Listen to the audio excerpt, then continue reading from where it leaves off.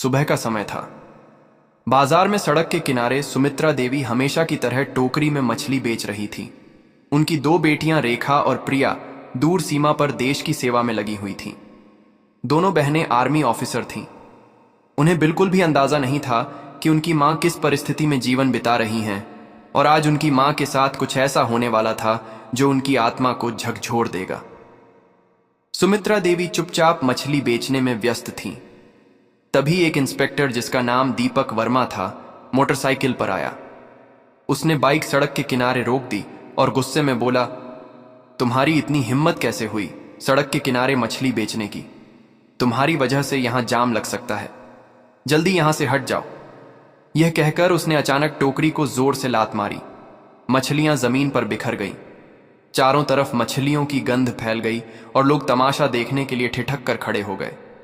Inspector ने और गुस्से में चिल्लाकर कहा, क्या यह तुम्हारे बाप की सड़क है जहां मन करे बैठकर मछली बेचना शुरू कर दिया?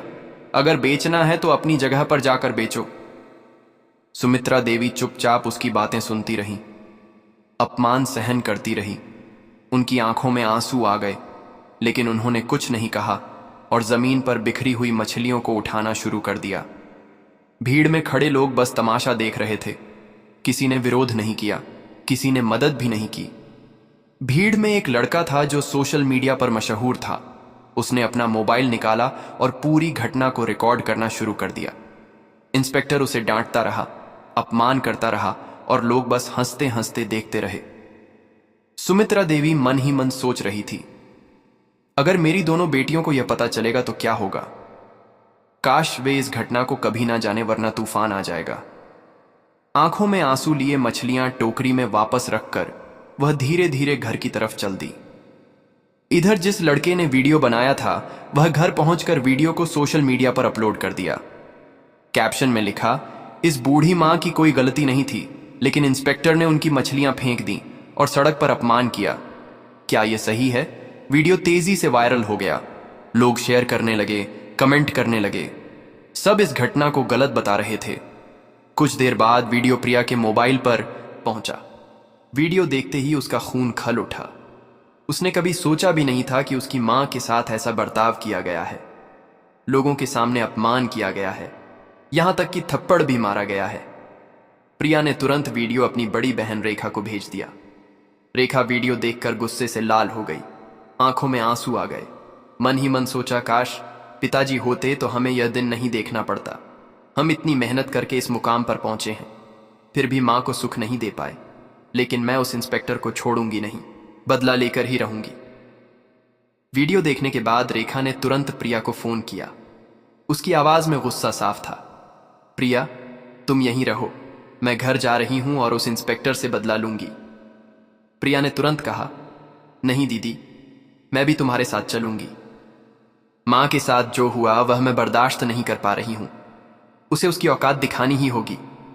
रेखा ने समझाया, तुम्हारा यहीं रहना ठीक होगा। मैं मां को लेकर वापस आऊंगी और हम उन्हें यहीं पास में रखेंगे। कुछ देर बहस चली, लेकिन अंत में प्रिया राजी हो गई। ठीक है दीदी, तुम जाओ, लेकिन मां को साथ लेकर वापस आना। रेखा ने फोन रख दिया। यूनिफॉर्म उतारकर पीले रंग का सलवार सूट पहन लिया और कहा, कोई है और अच्छी तरह जानते हैं कि उसमें क्या लिखा है। मैं उसी कानून की मदद से उसे सजा दिलवाऊंगी। अगर आप रिपोर्ट नहीं लिखेंगे तो मैं आपके खिलाफ भी कार्यवाही करूंगी। सुरेश सिंह हक्का बक्का रह गया। यह साधारण गांव की लड़की इतने आत्मविश्वास के साथ और बिना किसी डर के बात कर रही थी, मानो उसके पीछे कोई बड़ी ताकत हो। उसने कहा, तुम कौन हो और तुम्हारी इतनी हिम्मत कि हमें सस्पेंड करवाओगी? हम चाहे तो अभी तुम्हें जेल में डाल सकते हैं।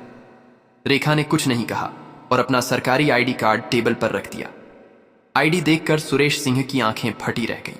डरते डरते बोला, आप आर्मी ऑफिसर हैं? सॉरी मैडम, बोलिए क्या करना है?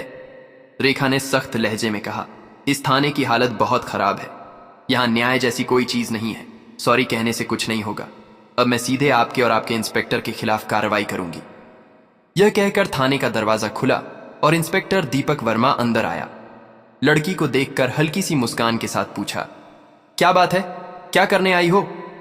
रेखा के मन में अंदर ही अंदर तूफान चल रहा था। अगर वह कानून का सम्मान न करती तो उसी पल उसे थप्पड़ मार देती, लेकिन वह कानून की रक्षक थी, इसलिए सिर्फ बोली, याद रखना, मैं तुम्हें सस्पेंड करवा कर रहूंगी। तुम्हारा कानून में रहने का कोई अधिकार नहीं है। मेरी बात तुम्हारे लिए बहुत भारी पड़ेगी। यह कहकर रेखा थाने से निकल गई। अंदर खड़े सिपाही सुरेश सिंह और खुद इंस्पेक्टर दीपक भी सोच में पड़ गए। क्या यह लड़की सच में कार्यवाही करेगी? रेखा घर लौटी, थोड़ी देर सोचा, फिर एक योजना उसके दिमाग में आई। अगले दिन सुबह वह सीधे ईएसपी ऑफिस पहुंची। ऑफिस में ईएसपी मैडम श्रुति हसन बैठी थीं। रेखा ने समय बर्बाद ना करते हुए मोबाइल निकाला और उन्हें वायरल वीडियो दिखाया। मैडम, मैं इंस्पेक्टर दीपक के खिलाफ कड़ी कार्रवाई चाहती हूं, श्रुति हसन ने गंभीर लहजे में कहा। मैडम रेखा, मैं जानती हूं कि आप आर्मी ऑफिसर हैं, लेकिन हमारे कानून के लिए सबूत और गवाह की जरूरत होती है। जब तक आप ठोस सबूत और गवाह लेकर नहीं आएंगी, तब तक कार्यवाही संभव नहीं है। रेखा ने सहमति जताई और निकल पड़ी।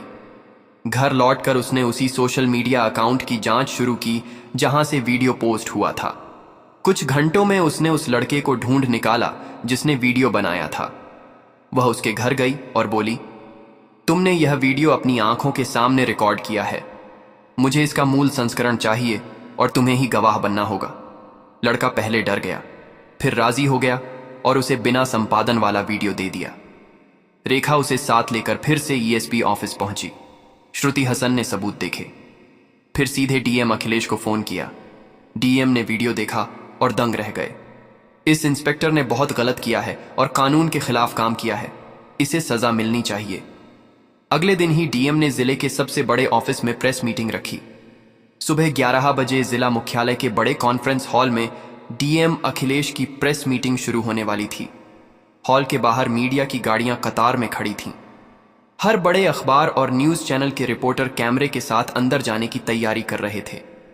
हॉल के अंदर मंच पर 4 कुर्सियां लगी थीं। बीच में डीएम अखिलेश, दाई ओर एसपी श्रुति हसन और बाईं ओर 2 खाली कुर्सियां थीं जहां अभी कोई नहीं बैठा था। सामने पत्रकारों की लंबी कतार थी।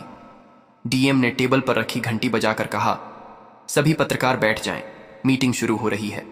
पूरा हॉल शांत हो गया, कैमरे चालू हो गए।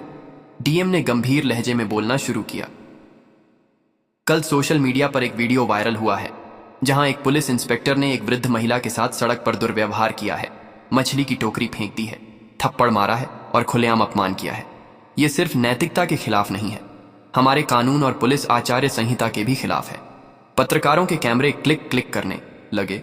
डीएम ने आगे कहा, हमारे पास पीड़ित पक्ष की तरफ से ठोस सबूत और प्रत्यक्षदर्शी गवाह हैं। सबूत के तौर पर हमारे पास बिना संपादन वाली वीडियो फुटेज है जो घटना के समय उपस्थित एक युवक ने रिकॉर्ड की थी। गवाह भी यहां उपस्थित है और बयान देने के लिए तैयार है। यह कहकर रेखा मंच पर आई और मीडिया की तरफ मुंह करके बोली, मैं रेखा सिंह, भारतीय सेना में कैप्टन हूं। ये पीड़ित महिला मेरी मां सुमित्रा देवी हैं। पूरा हॉल सन्न रह गया। पत्रकार एक दूसरे की तरफ देखने लगे, मानो अब मामला और बड़ा हो गया हो। रेखा रुकी नहीं, बोलती रही, मैंने कानून पढ़ा है और जानती हूं कि किसी को भी सड़क पर इस तरह अपमानित करना अपराध है, चाहे वह आम आदमी हो या पुलिस ऑफिसर। कानून सबके लिए समान है। पत्रकारों ने सवाल पूछने शुरू किए। मैडम, आप क्या चाहती हैं? सिर्फ इंस्पेक्टर के खिलाफ कार्रवाई हो या इसमें कोई और भी शामिल है? रेखा ने जवाब दिया, इस घटना में सिर्फ इंस्पेक्टर ही नहीं, थाने के एसआईओ सुरेश सिंह भी समान रूप से दोषी हैं, जिन्होंने शिकायत लेने से इनकार किया है, पीड़ित का उपहास किया है और कानून का मजाक उड़ाया है।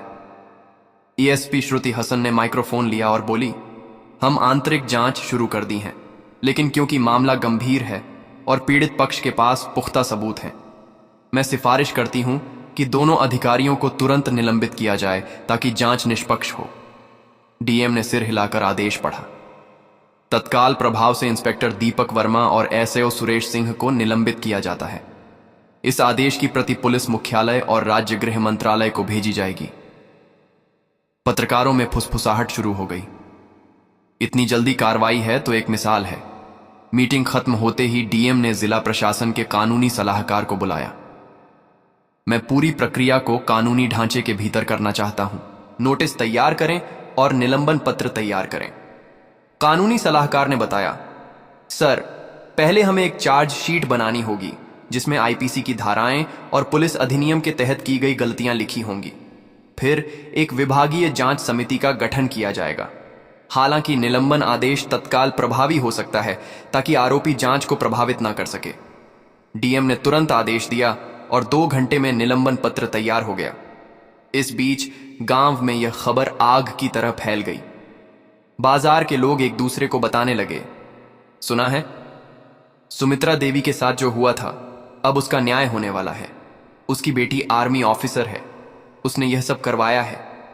सुमित्रा देवी के घर के बाहर भीड़ लग गई। कोई हौसला बढ़ाने आया तो कोई बस देखने। सुमित्रा देवी बार बार कह रही थी, मैंने बदला नहीं मांगा था, सिर्फ सम्मान मांगा था। लेकिन मेरी बेटियां तो आग हैं, वे अन्याय बर्दाश्त नहीं करती। जब निलंबन आदेश थाने पहुंचा तब सिपाहियों में खलबली मच गई। एक सिपाही धीरे से बोला, भाई, इस लड़की ने तो सच में कर दिखाया। हमने तो सोचा भी नहीं था कि मामला डीएम तक पहुंचेगा। दीपक वर्मा और सुरेश सिंह दोनों को आदेश सुनाया गया। आप दोनों को तत्काल प्रभाव से निलंबित किया जाता है। जांच पूरी होने तक आप किसी भी सरकारी पद का उपयोग नहीं कर सकते। दीपक वर्मा ने आदेश का कागज जमीन पर फेंक दिया, लेकिन सुरेश सिंह के चेहरे पर साफ डर था। ये लड़की हमारी जिंदगी बर्बाद कर देगी। मैंने कहा था ना कि उससे पंगा मत लो।